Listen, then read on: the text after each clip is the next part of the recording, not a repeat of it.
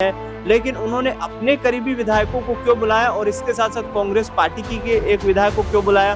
तो क्या कोई बड़ा यहाँ पर उन्हें ऑफर मिल चुका है या कोई बड़ा संकेत मिल? तो यही नाराजगी उनकी थी कि उन्हें सीधा केंद्रीय मंत्री नहीं बल्कि केंद्रीय राज्य मंत्री बनाया गया है। तो ये नाराजगी उनकी थी। इसके बाद ये देखा गया कि मुख्यमंत्री बनना चाहते थे, वो भी उन्हें नहीं। तो कहीं ना कहीं चाहत अभी भी मन में है मुख्यमंत्री बनने की, यहाँ पर रिटायर नहीं हुए हैं। दूसरी बात यह है कि उन्हें केंद्रीय मंत्रिमंडल से हटाए जाने की भी सुगबुगाहट तेज है।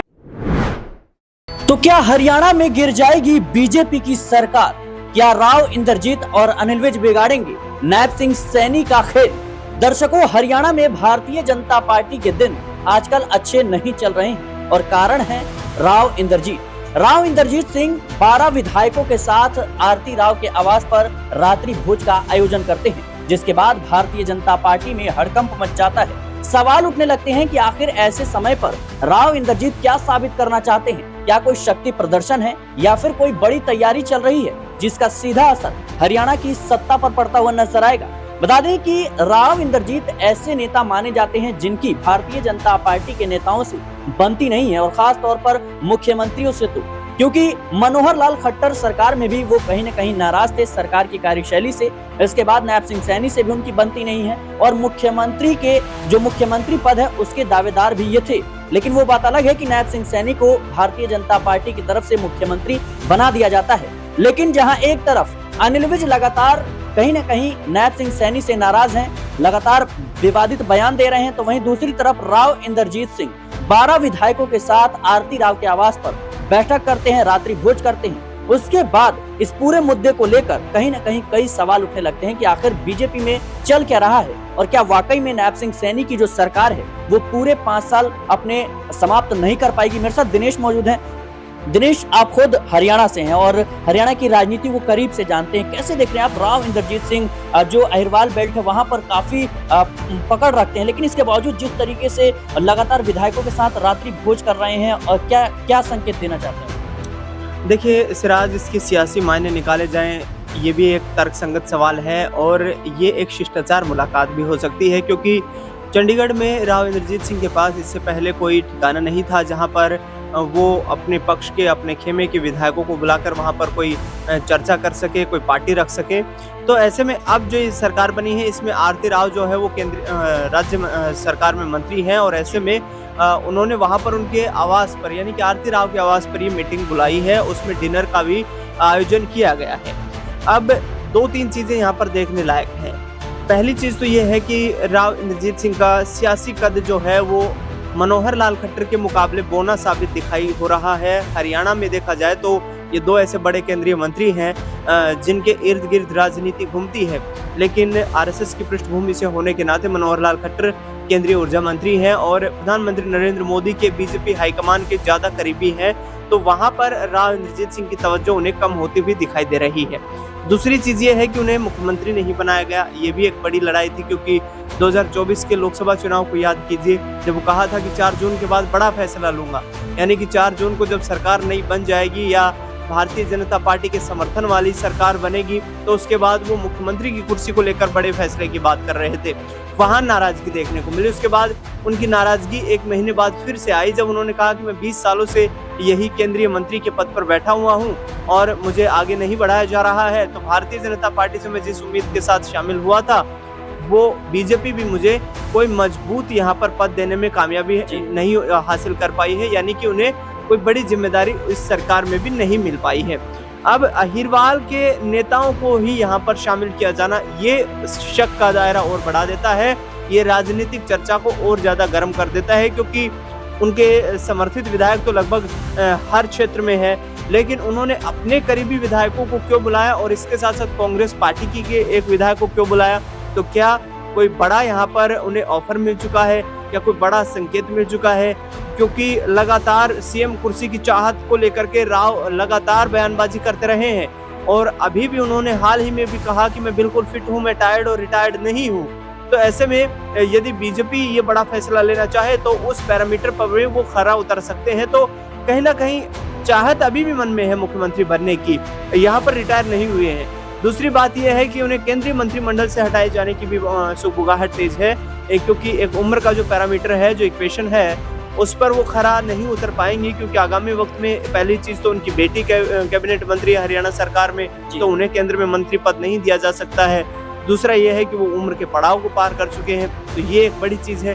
तो ये 3-4 ऐसी इक्वेशन हैं जिनको लेकर के राव इंद्रजीत सिंह ने ये पार्टी बुलाई है, और माने या ना माने इस पार्टी को बुला करके कहीं ना कहीं उन्होंने हाईकमान को शक्ति प्रदर्शन किया है। शक्ति प्रदर्शन यहाँ पर दिखाने की कोशिश की है कि मुझे ऐसा ना समझा जाए कि मैं कमजोर हो गया हूँ। आज भी मेरी उतनी ही ताकत है जितनी की 2014 में थी और जितनी की 1977 में लेकर के मैं साथ चला था। तो ये तमाम चीजें हैं जो राव इंद्रजीत सिंह दिखाना चाहते हैं बीजेपी को। हाईकमान के नेताओं को यहाँ पर बखूबी ये चीज समझ में आ गई होगी कि इनसे पंगा लेना कहीं ना कहीं सरकार से हाथ धोना भी पड़ सकता है। बिल्कुल दर्शकों, राव इंद्रजीत से पंगा लेना मतलब सरकार से हाथ धोना भी पड़ सकता है, क्योंकि राव इंद्रजीत सिंह का अहिरवाल बेल्ट में जिस तरीके से दबदबा है या यूं कहें जनाधार है, उसको कोई नकार नहीं सकता। और जैसा कि मेरे सहयोगी दिनेश ने बताया कि वो जो राज्य मंत्री का पद हासिल किए हैं उस पर भी खतरा मंडरा रहा है, और उम्र के तकाजे के लिहाज से देखा जाए तो उस मंत्री पद से भी वो हटाए जा सकते हैं। ऐसे में नाज़मीन मेरे साथ है। नाज़मीन,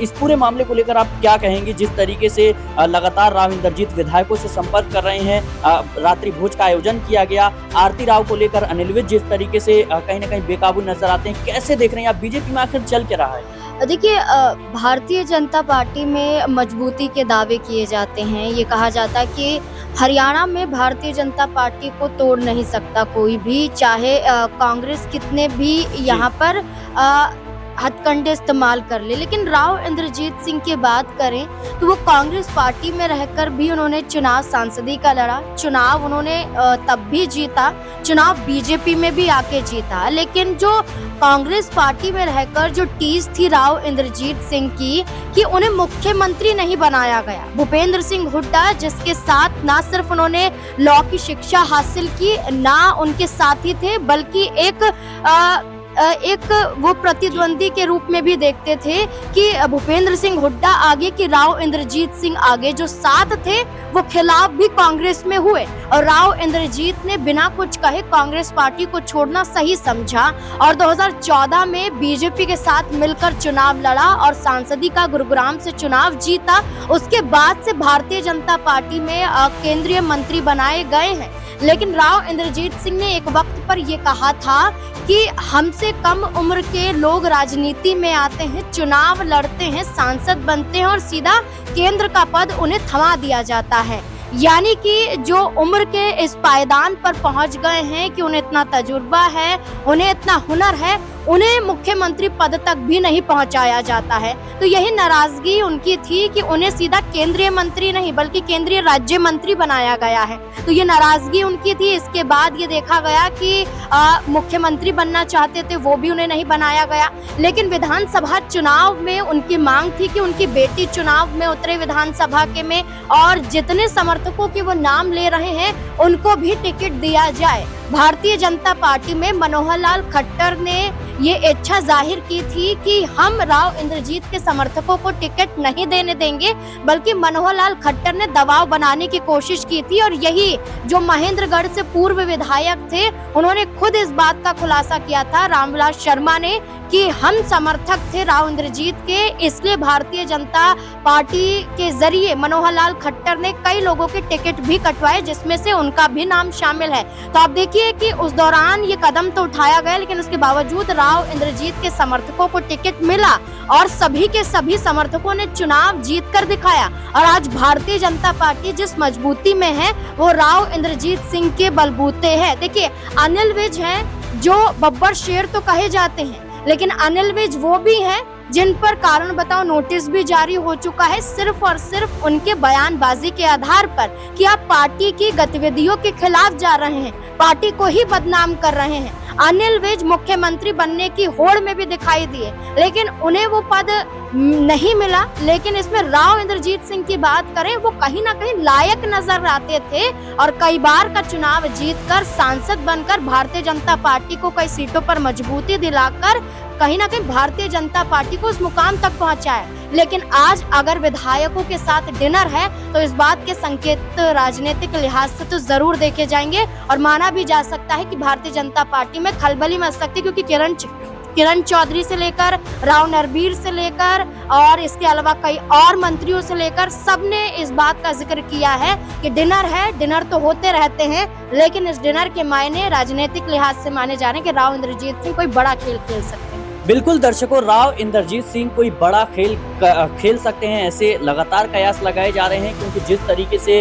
विधायकों के साथ उनका मिलना जुलना, बैठकें करना, रात्रि भोज का आयोजन करना, ये तमाम संकेत ऐसे हैं जो नायब सिंह सैनी के लिए बिल्कुल भी अच्छे नहीं है। फिलहाल के लिए इस रिपोर्ट में इतना ही। देश और दुनिया की तमाम खबरों के लिए बने रहें नेक्स्ट 9 न्यूज़ के साथ।